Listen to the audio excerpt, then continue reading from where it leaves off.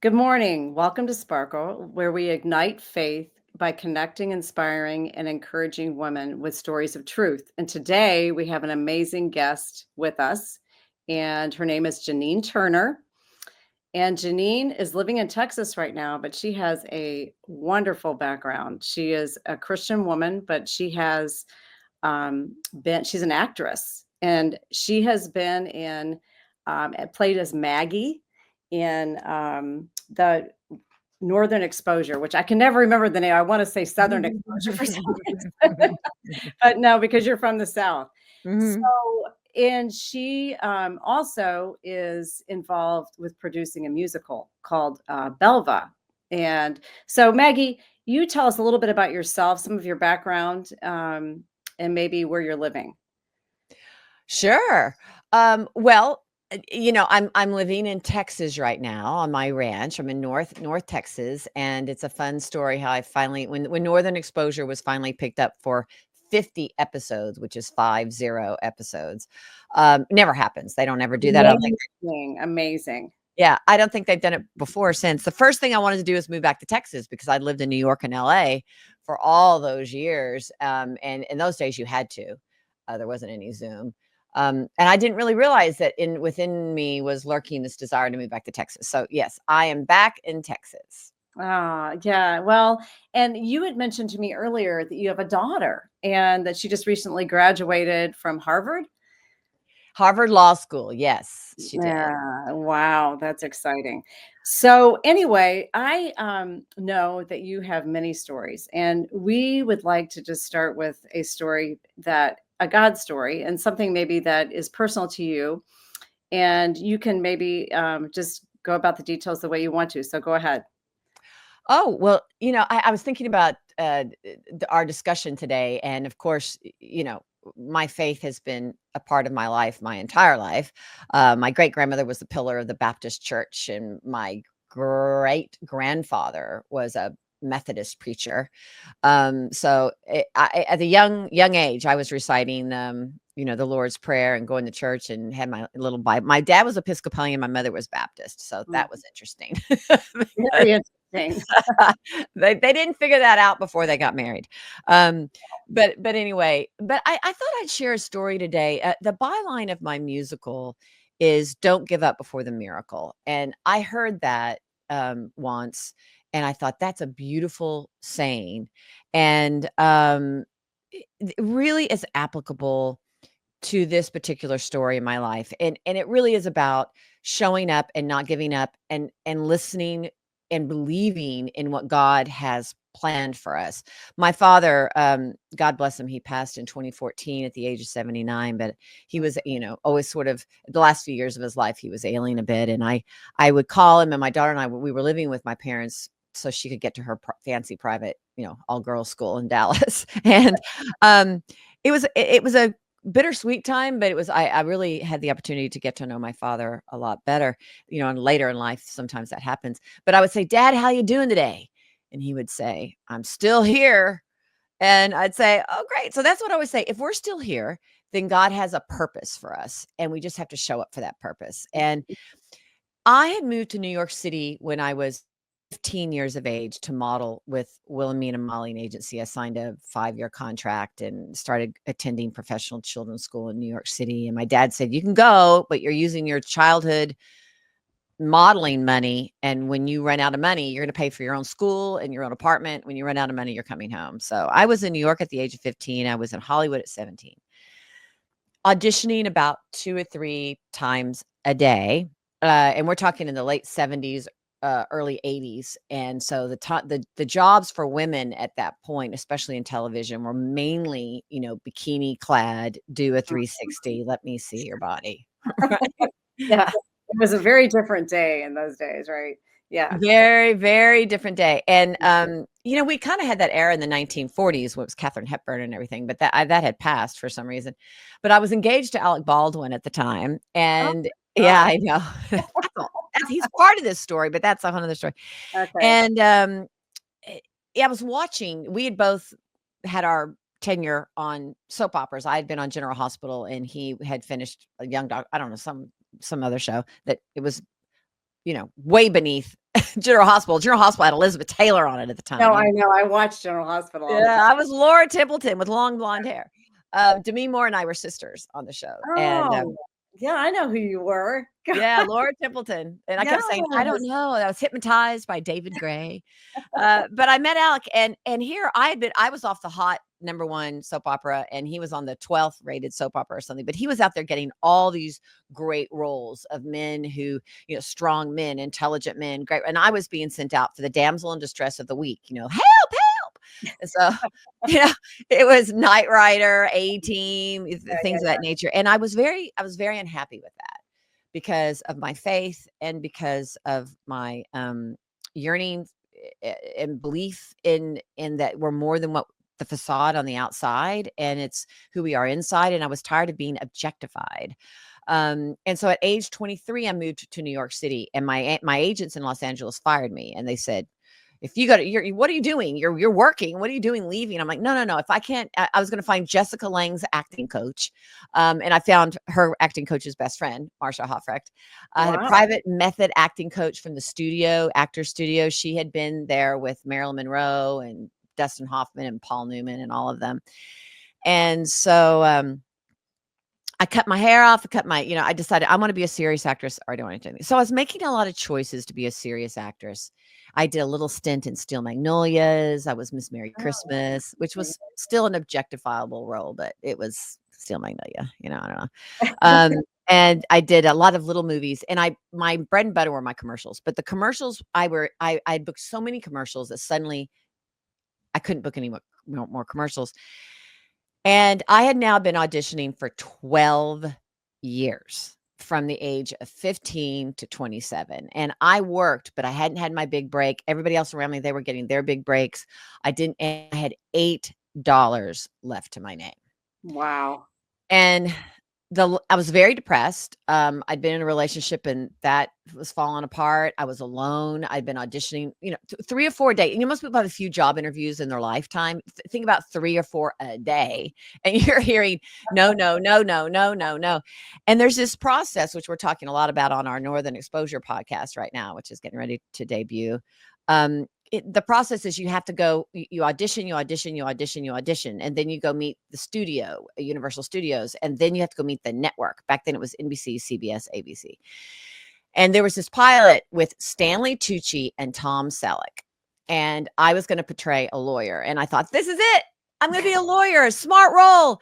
And they negotiate with you up front. So they say, if you get it, you're going to be getting all this money, and you'll be getting it, weekly. And then they fly you out to go. I had to meet Universal at the time. And then I had to go meet NBC. It was NBC, this particular role. And I had $8 left in my name. Wow. And so I really, really needed that part for a lot of reasons. And I did the audition. I flew home, and I found out that I didn't get the part. Oh, And Demi Moore and I were good friends. And at that point, her career was skyrocketing, and she tried to set me up with her agent because I wanted a new agent. And the agent called me and said, we have decided not to represent you. I've been represented by agents since I was 3 and 15. And I said, why not? And they said, I said, can I send you more tape? And he said, it wouldn't help. So wow. at that point, I was so devastated. I fell to my knees behind my very cheap couch. And I started to cry and talk to God. And I said, God, I don't know. I don't know that I can do this anymore. And God spoke to me, as we all believe, those of us who believe that however you want to believe, you hear it in your heart, you hear it, whatever, don't let anybody put out your flame. Yeah, Right? I love that. No, that's kind of like igniting the faith that we're talking about too. Yeah, it's Sparkle. true. Yeah, exactly. So don't let anybody put out your flame. And I'm like, yeah, okay. And at that point, I was just, okay, God. And I was walking around New York City like a Dostoevsky novel with my hands in the air. And dear God, I was just trying to do, very strong work. Why, very reputable work. Why now am I at this, at this terrible, terrible place in my life? And I was very depressed. Yeah. And there was an audition for a soap opera, which was the last thing I ever wanted to do, because I'd started on a soap opera, so to go Uh-huh. back to a soap opera was not success in my mind. But I said, "Okay, God, if that's what you want me to do." I had to wear a blonde wig and blue contacts for some reason. But in the middle of the audition, the girl was supposed to open her shirt, right? Oh, Like no. that, with a bra, but still open her shirt. Yeah, yeah, And I yeah. said, "I'm not doing that. I am not going to do that." So I didn't in the audition. I didn't do that. And I walked backstage and looked up at the screen of the young woman who was auditioning after me. And guess what she did? She opened up her shirt. So I didn't get the role and she did. So then I was even more morose because I was like, "Oh my God, I can't even book a soap opera. I'm a total failure. I've been doing this for, I didn't want to move back to Texas and not have achieved what I wanted to achieve. But 12 years of pounding the pavement in New York City is not a glamorous thing. And Hollywood is not a glamorous thing. It's very demoralizing and demeaning. So now I'm in bed and I don't think I can get out of bed. I'm very depressed. And I get this call for Northern Exposure. And I don't think I can show up for it. I just don't think I can do it. I can't take the rejection. Yeah. So I wrote, and And this this is is a lot of times, this is how God works too, when you're at your lowest, lowest low, you know? And then what kept you think it was your grandmother's inspiration? Was it, your faith as a child that really kept you trusting in God during this time or yeah, that's a really good question. And I'm sorry my cat is in the kitty litter box. Welcome to the reality. I don't know if you can hear that, but no, there's no. nothing I can do to stop it. So, there, I think she's finished. Thank Oh goodness. gosh. Don't even cut that out. It's just like No. hilarious. Um, but but you know, I I faced a lot of turbulent times in my childhood Mm, and a lot of trauma, and I feel that a lot of love, but a lot of trauma. mhm. And I have always felt that God was with me, and I have always had a connection to God and an angel that has protected me and lifted me up and given me the ability to go from flat out bottom to have the spirit to be able to lift up and go on. Mhm, Those days we think, "I just mhm. don't think I can go on," and I agree, somehow I do. and you And that do.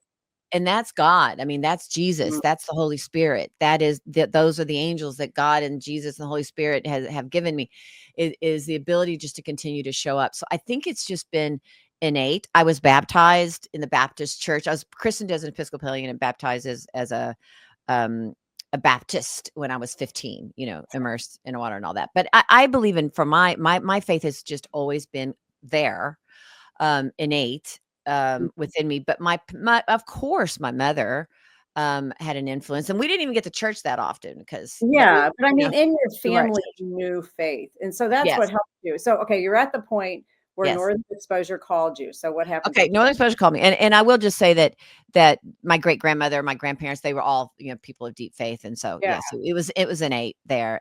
But later in life, I started picking up the Bible, and now I read the Bible every day and read it through. So it's there's just been a calling. I'm insatiably thirsty for more knowledge about God and to Mhm. communicate with God.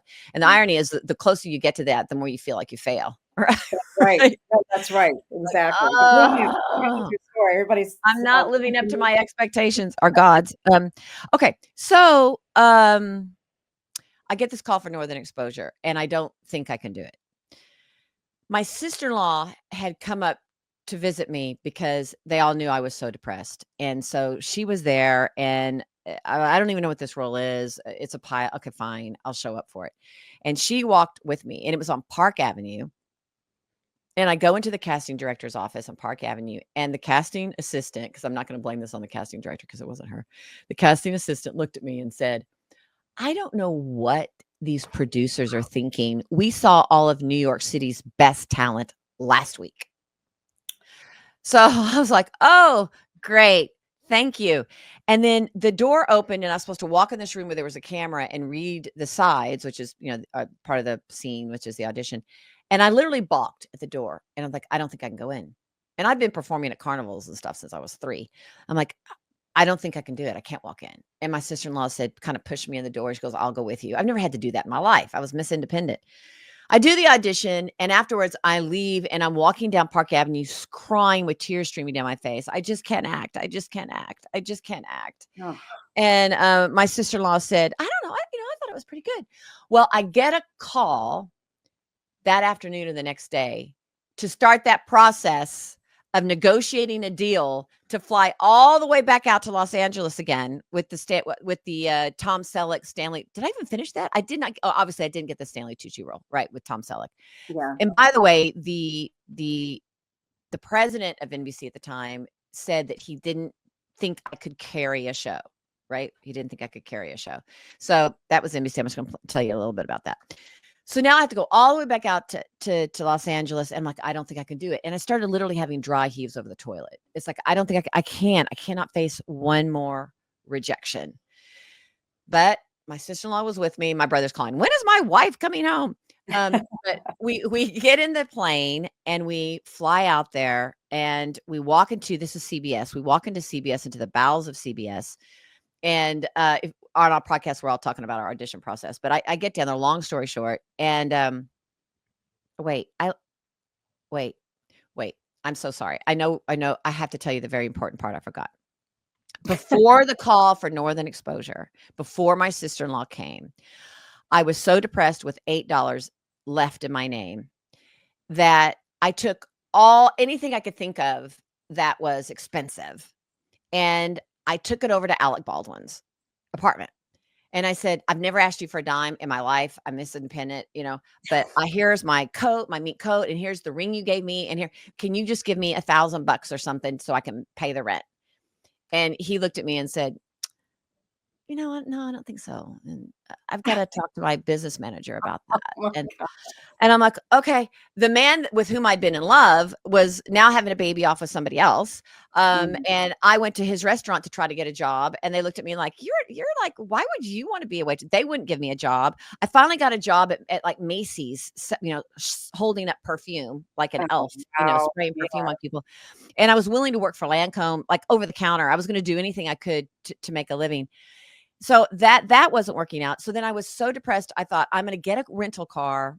No, I'm going to take a cab to LaGuardia and I'm going to fly and move to Athens, Texas, where my dad was from. And I'm going to change my name and run away from all my creditors. And I'm going to run away and I'm going to live in Athens, Texas and be a waitress for the rest of my life. And I had my little dog and I had no money. But I guess I had a credit card that I couldn't pay off. And I get in the cab and I say, don't take me through Harlem. He takes me through Harlem. We get lost in Harlem. It's dark. It's dark. Oh my goodness. And there were these two policemen there who were like angels that suddenly showed up. And I get out of the car and I'm crying. I'm like, we don't know where we are. They direct us. I get to LaGuardia and then I decide, I'm just going to rent a car and I'm going to drive to Texas. So I go to rent a car and I get in this rental car and I'm driving out at night holding my little poodle and I don't even know where I am. And I'm on some freeway that almost doesn't even have concrete. And I'm getting really scared and tears are streaming down my face. And my dog is licking my tears and I don't know where I am. And I look over and I see Manhattan. And this is an important part of the story. So thank you for letting me go back. So I look over at Manhattan and I said, I just have to go back. I've got to go back and face my problems. I cannot run away from my problems. And I went back. And that's when I took the coat to Alec and whatnot. And he said he wouldn't help me. Then I decided to take his ring and go to the Diamond District on 42nd Street and hawk the ring so I could have money there. And I'm walking around 42nd Street, but I don't know who to trust or if they're telling me the right price. So I just go home. So I had come back to face my problems. Well, now I'm really depressed. And that's when my sister-in-law comes. That's when I get the call for Northern Exposure. I go in.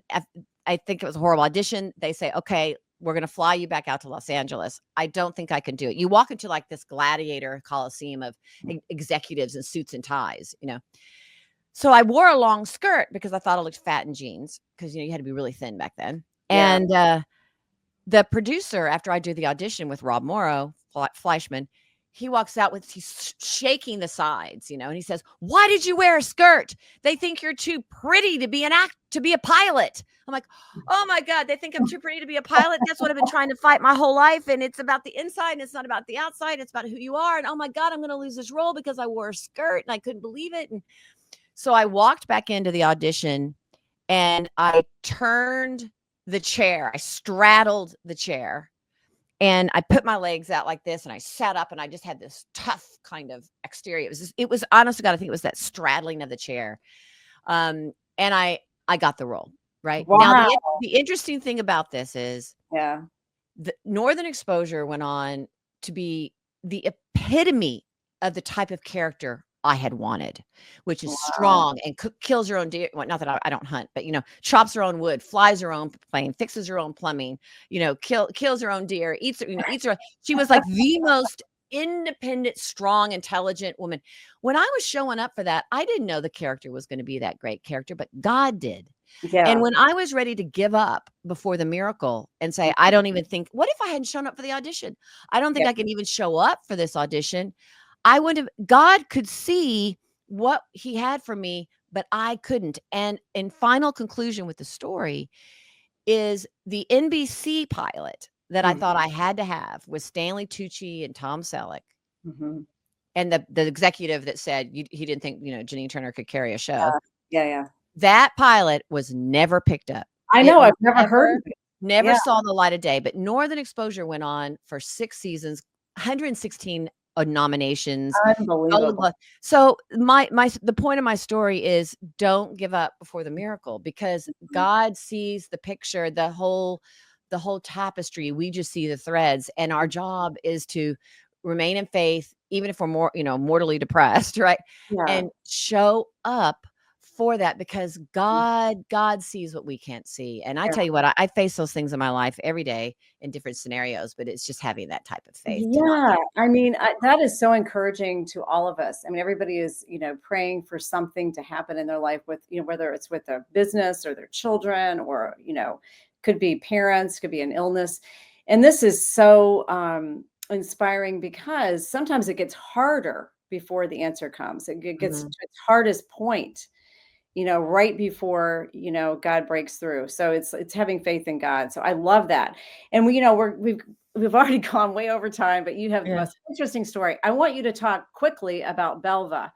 Oh, And what yes. you're doing just quickly, and then we can end, and we may have to have you back on down the road. Oh, okay. Well, I tend to be a little verbose, but I No, mean, it was a that's story okay. worth hearing, I think. Yeah, you have a Um, good story. but So but I'll tell you, the NBC executive, by the way, wrote a letter to me later when I became the breakout star of Northern Exposure. I yeah, was on all the covers. yeah. He wrote me a letter later and said, "I apologize to you that I didn't believe in you." Unbelievable. Isn't that That's amazing? huge. I mean, that never Yeah. happens. So That that never happens. It never never happens, and so just don't give up before the miracle, and Belva I wrote a book published by Thomas Nelson Publishers, which is now HarperCollins yeah. and one of the biggest Christian publishers in the world, and, my book was just picked to be one of the AI books from Thomas Nelson, which was out of 60,000, they picked 600, and mine Wow. was one of them, and I'm like, "Cool." Um, but I wrote a book entitled Holding Her Head High about 12 Mhm. exceptional women spanning 17 centuries. And Belva Lockwood was the last woman in my book. And I wrote it in a room with no windows and it was like a storage unit, literally. And these women would come visit. And it was back in the day where you had to get books to do research. The internet was Mhm. just getting hopping. And Belva, though, in a very brief, it's hard to explain her life in a millisecond. But my Broadway bound show is a musical, a classic musical where you leave and you feel inspired, whether you're fighting cancer or getting a divorce or hoping you get a job or just you're plain old fabulously happy. It's just to leave feeling inspired. Don't give up for the miracle because if you want to hear a story, it was Belva's because she lived from 1830 to 1917. Everybody told her no. Everybody told her things couldn't be done. She couldn't finish her education. She couldn't get higher education. She couldn't go to college. She couldn't go to law school. And at every step, she was told no, and she did it. And Yeah, she graduated from law school, but they wouldn't give her diploma. So she wrote Ulysses S. Grant, the president, and said, "I demand my diploma." I've got that's the letter, right? unbelievable. Well, this And story, she this did is get it. no, go Yeah. ahead. Well, but she okay, you can't really say it quickly, but she became the first woman admitted to the bar of the United States Supreme Court because she fought for it Unbelievable. for 5 years. She was the first woman to run for president in 1884 on the ballot and received Which votes. nobody knows that. I mean, But yeah. also she raised her child as a single mother in the 1850s. So which it's a no, love story with her daughter as well. yeah. It's not Well, just a suffragette story because we have a lot of those. Yeah. well, I mean, this story is a little bit parallel to you in some ways. I mean, just the scrappiness of just picking yourself up, but you relied on God a whole lot with your Mm. faith. It shows that God was with you in it and still is with you, Well, and which God was with Belva too, and I yeah, and really, God was with Alba we too. have the Bible in Belva. She was religious, and "Don't Give Up for the Miracles," the theme song. Yeah, love So that. I can't do anything without having faith. No, You I know. think I think that is a beautiful story, and I love the parallel and the fact that it's a book. So right now, you can buy it on Amazon, right, Belva? Yes. Yeah. Yes, and Well, no, then it's actually called Holding Her Head High, oh, my holding book. her head high, and Yeah, it's there about are 12 Belva. women in it, and she's the Okay, last woman in the book, Holding Her Head High. Yes, holding Janine her head Turner. By high. Janine. Okay, okay, Yeah. yeah, that's exciting. So Janine, we really appreciate you being on. Is there anything you'd like to leave us with as a closing comment? Well, I just thank you and your organization and everything you're doing to bring faith, and I love sparkle, you know? Yeah, I love sparkle. I mean, yeah. could that be a better, lofty goal? And when we're in the zone with God, I think we certainly do sparkle. Yes, no, I know. And I think that, it's through our faith that we have the ability to do that. And Mhm. Janine, thank you so much. We're going to definitely have to have you back on and talk more I'd about Belva. love Yeah, to. your Oh, story is yes. amazing and very inspiring. So we're so happy that you joined us today. And thank you for joining us on Sparkle. Thank you. Thank you for all you do too. Yes, thanks.